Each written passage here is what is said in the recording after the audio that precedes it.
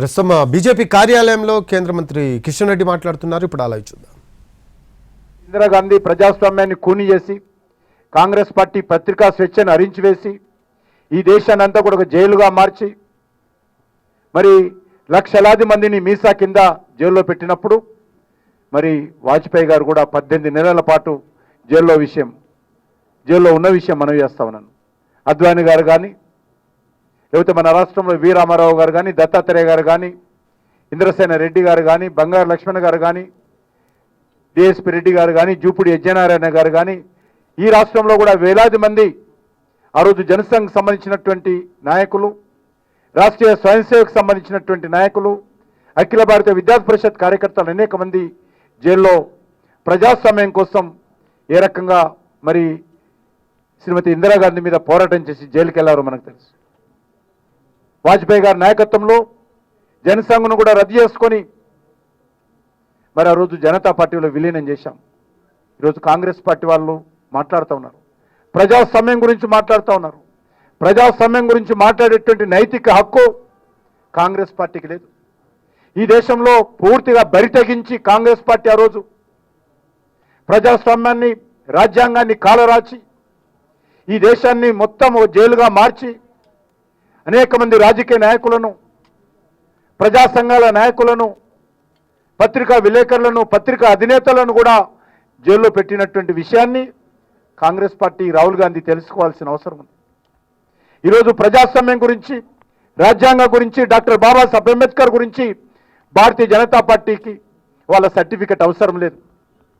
ఏ రకంగా డాక్టర్ బాబాసాహెబ్ అంబేద్కర్ను అవమానం చేశారో, బతికినన్ని రోజులు ఏ రోజు కూడా ఆయనకు మరి సహకారం అందించకుండా అడుగడుగున అడ్డుకొని అవమానం చేసినటువంటి చరిత్ర కాంగ్రెస్ పార్టీ. కాంగ్రెస్ పార్టీ ఆయన ఎలక్షన్లో పోటీ చేస్తే ఓడించడం జరిగింది. మంత్రిగా ఉంటే మంత్రిగా రాజీనామా చేయించినటువంటి ఘనత జవహర్లాల్ నెహ్రూకు దక్కుతుంది. ఆయనకి ఇంతకుముందు పెద్దలు చెప్పినట్టు ఇందిరాగాంధీ గారు కానీ మిగతా పెద్దలందరూ కానీ భారతరత్న తీసుకుంటారు. కానీ రాజ్యాంగానికి రూపకల్పన చేసినటువంటి మహానుభావుడు డాక్టర్ బాబాసాహెబ్ అంబేద్కర్కు భారతరత్న ఇవ్వడానికి మనసు ఒప్పుకోలేదు కాంగ్రెస్ పార్టీకి. అనేక మంది కాంగ్రెస్ పార్టీకి సంబంధించినటువంటి నాయకుల చిత్రపటాలు పార్లమెంట్ సెంట్రల్ హాల్లో పెడతారు. కానీ అదే సెంట్రల్ హాల్లో రాజ్యాంగాన్ని రూపకల్పన చేసి మరి దేశానికి అందించినటువంటి మహానుభావుడు అదే సెంట్రల్ హాల్లో డాక్టర్ బాబాసాహెబ్ అంబేద్కర్. ఆ బాబాసాహెబ్ అంబేద్కర్ యొక్క చిత్రపటాన్ని పెట్టడానికి కాంగ్రెస్ పార్టీకి మనసు ఒప్పుకోదు. వాళ్ళు సిగ్గుడిచ్చి రోజు డాక్టర్ బాబాసాహెబ్ అంబేద్కర్ గురించి మాట్లాడుతూ ఉన్నారు.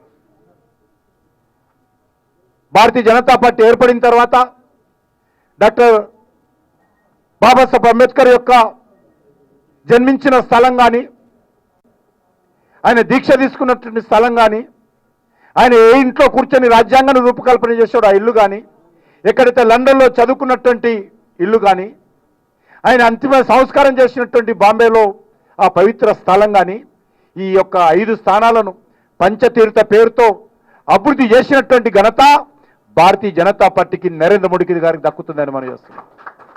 వీళ్ళు మా గురించి మాట్లాడతారు, పార్టీ గురించి మాట్లాడతారు.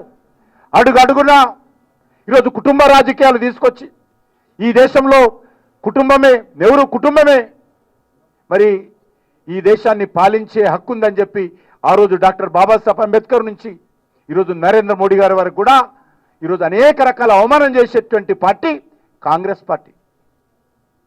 కాబట్టి నేను ఈ సందర్భంగా వాజ్పేయి గారు ఏ రకంగానైతే ఎమర్జెన్సీ వ్యతిరేకంగా పోరాటం చేశారో ఖచ్చితంగా ఈ సంవత్సరం పాటు కాంగ్రెస్ పార్టీ యొక్క నిజస్వరూపం, కాంగ్రెస్ పార్టీ ప్రజాస్వామ్య వ్యతిరేక చర్యలు, కాంగ్రెస్ పార్టీ నియంత్రిత చర్యలు, కాంగ్రెస్ పార్టీ కుటుంబ రాజకీయాలు, కాంగ్రెస్ పార్టీ అవినీతి రాజకీయాలు ఖచ్చితంగా ఈ దేశ ప్రజలకు ఈ సంవత్సరం పాటు మన ప్రియతమ నాయకులు అటల్ బిహారీ వాజ్పేయి గారి యొక్క జన్మ శతాబ్ది ఉత్సవాలు ఈ సంవత్సరం పాటు ఏదైతే జరుపుతామో ఈ సంవత్సరం పాటు కూడా మనం ప్రజలకు తెలియజేయాల్సినటువంటి అవసరం ఉంది. కాంగ్రెస్ పార్టీ యొక్క నిజ స్వరూపాన్ని ఇంటింటికి వెళ్ళి తెలియజేయాల్సినటువంటి అవసరం ఉంది.